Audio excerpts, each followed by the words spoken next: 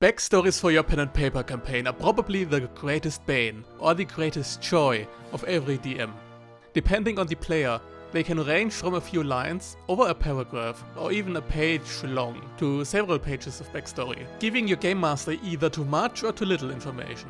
In the end, length doesn't even matter that much, as the most important thing about writing a character backstory for your pen and paper campaign is giving your GM hooks through people, events, items or whatever else to integrate your character's backstory into the campaign, so you can feel as a part of the living, breathing world your game master created. Hey! I am the Worldbuilding Sage and I am trying to teach you proper worldbuilding tips and techniques, usually by showing you the methods and applying the methods at the end of the video by taking you with me to create a setting together. In my last video I talked about creating a TTRPG campaign, but a good campaign needs players who are hooked. You can world build the most intricate TTRPG campaign, but your players might not be hooked, because they don't have the motivation to be engaged. If everything just happens around your players and not with and for your players, it's not a good campaign, and your players may likely lose interest. Which is why the GMs watching this video should send this video to their players. Anyways, there's a single purpose a character's backstory has to fulfill for a TTRPG campaign. This is not a showcase on how cool your character is. This is not a showcase on how much your character did. And it's not just a way for the DM to kill your character's parents off either. The purpose of your character's backstory is to connect your character to the world around them and give your GM a way to integrate your character into the campaign by placing hooks related to you. Everything else is just fluff, to be honest. But fluff is important as well. The fluff might give you a reminder on how your character would act in any given situation. If it's hard for you to act like your character would do during roleplay, think about the backstory instead of thinking about the best meta option. There are two different ways to go with it mechanically. The good old story and the somewhat disliked bullet points. Nobody ever said written out stories are what's necessary for a backstory. So if you don't want to type out a page long or more story on how your character got to the start of the campaign, add bullet points. Having a bullet point style resume and some reminders on their personality, perhaps a short quick way to look on what your character likes and dislikes, what keeps them together, and especially what their goals are. Depending on the situation, they might even be better than a typed out story if you want to quickly look up some details. In the end, just pick whatever you prefer, or do both. Since methods are boring, what about the actual story? Well, like I said, add hooks and motivations for your GM to pick up from. Add characters from your past, people they might have a connection with. Add places your character knows or has been to, including their origin of course. Add knowledge they might have through whatever ways so you can argue about it. Add a family heirloom or other important items your character might have a connection with. Add some simple likes and dislikes and character motivations, something that might drive them.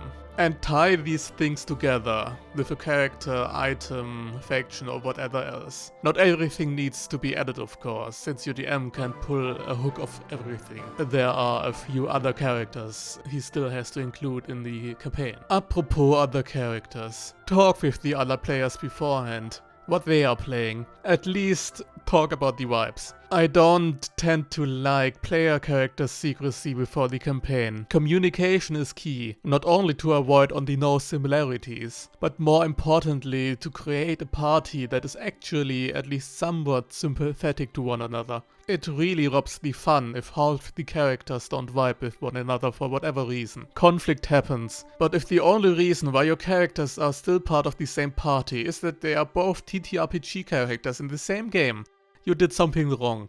So let's create a character together from scratch. Originally I planned to show you one of my characters in one of the games I'm playing in.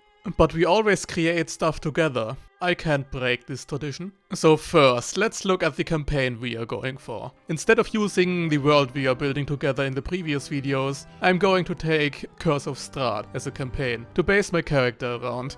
Because it's popular, and it isn't directly set in the Forgotten Realms. Besides, Curse of Strahd lets me prove that you can add character hooks even to a game that is set in a closet of and secluded setting, and we'll do the bullet points instead of writing out an entire story. So you see for yourself that they work just as well. The party besides our character consists of a human paladin, a tiefling bard, a dark elven rogue, and a half-orc barbarian. The most generic party imaginable, so I don't have to talk much about them. Just imagine the story to be what you associate with them right away. Except for the rogue. He's way less edgy and lone wolf than you would think. And the bard isn't horny. Besides that, it's the generic backstory for all of them. Our backstory won't be much more complicated, however. Our character is the wizard of the party, of course.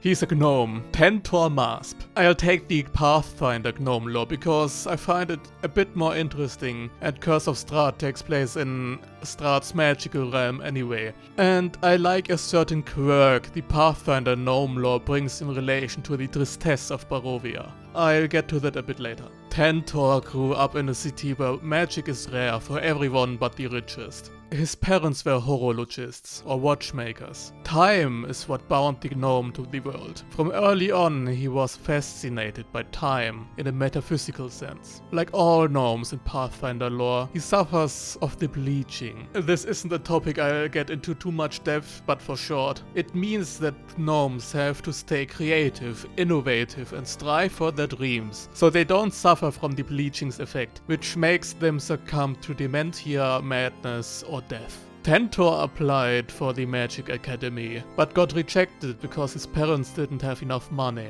He had some luck, however. A traveling folk arrived in town. The Vestani. Tentor told them of his plight. Luckily, they had a magic book around he could learn some spells from, so he can learn more about space and time. Lucky him. The book was quite cheap even. He only had to promise them to come with them in a few years' time. Luckily, he's a gnome. He must wander the world eventually anyway. So there should be no problem when following the Vestani. The following years he studied his magic, mostly in secret so the academy doesn't take his book away. He became quite adept, a quick learner for things he likes, but he's very stubborn and ignorant to things he dislikes and isn't interested in. The years weren't as easy, however. The bleaching set in for his parents. They stopped innovating the same way as they innovated before, feeling bad for not selling enough watches so that child is allowed to enter the academy. Saddened by this, Tenor set out for the goal, not only to learn about the matters of space and time, carrying a watch of his parents as his arcane focus and as a reminder of them, but also to learn about a way to reverse the bleaching, or at least to make it come to a stop. The Vestani, ever focused to bring people into Barovia for their master, the Tyrant Strahd, of course said that they might know somebody who would be able to give him that knowledge. Who could that be? Thus, he set out, together with a bunch of other people who joined the caravan for similar reasons, which are the other members of the party. Tentor's motivations are simple. Look for a way to reverse the bleaching, and look for personal knowledge, even without knowing anyone in Barovia. And besides his quest for knowledge, there is his own bleaching he has to fight. Nobody knows how time flies in Barovia, and in this tristesse, it's really hard to innovate. Besides becoming free again, this might be the main motivator for him to kill Strahd and flee Barovia. The dark environments of the Shadowfell aren't a place for a gnome like him. And there you have it. A simple story. A few hooks tying your character together. Nothing overly big or special. But it's interesting and fun, at least in my opinion. I hope you liked my video. Tell me about your pen and paper characters in the comments. I'm interested to read what they are like. See ya!